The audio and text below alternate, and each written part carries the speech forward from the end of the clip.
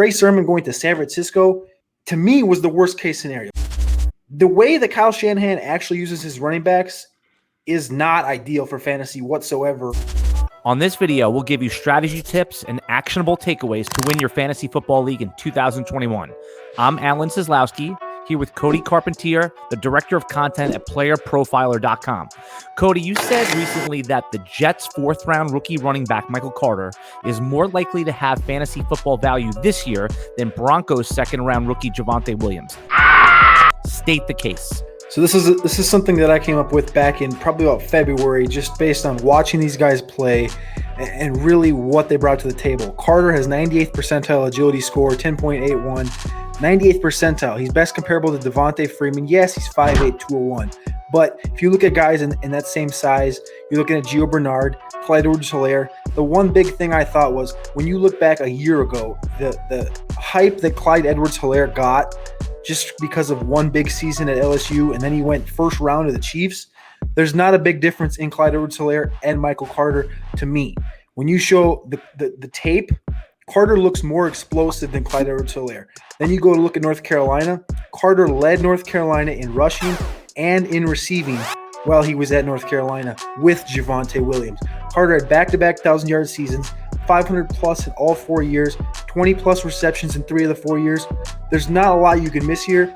And in a class that's not very deep, Michael Carter is the guy you need to target in mid to late second round of rookie drafts. It seems that Trey Sermon has become the consensus RB4. My guess is that you have a different opinion. Michael Carter competed with Javonte Williams at North Carolina. He beat him out in most cases. Like the games that people look at with Javonte Williams, it's like Miami, where Javonte had a couple of nice runs where the strictly film community will point to. But when you really take a step back and you look at the stats, Michael Carter actually had 308 yards and led that game in rushing against Miami. And then when you look at Tre Sermon never really had – he fits the bell cow role, 6 foot 215. He does run a 4.66, which is less than ideal. Best comparable to Damian Harris on playerprofiler.com, but never eclipsed 1,000 yards, never eclipsed 20 receptions, and he only had 20-plus carries in a game like 3 or 4 times. That's not something that you can really depend on in football, and in fantasy especially. You want those touches. You want Derrick Henry to have 20-plus carries a game. You can depend on Christian McCaffrey to have 20-plus touches a game. Tre Sermon going to San Francisco, to me, was the worst case scenario.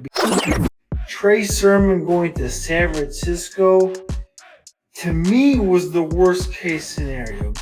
Because you have Elijah Mitchell there, who is more of an athlete. Yes, Sermon is 81st percentile burst score, 79th percentile agility. The way that Kyle Shanahan actually uses his running backs is not ideal for fantasy whatsoever. And Tre Sermon being the clear-cut running back 4, to me, it just seemed like a reach.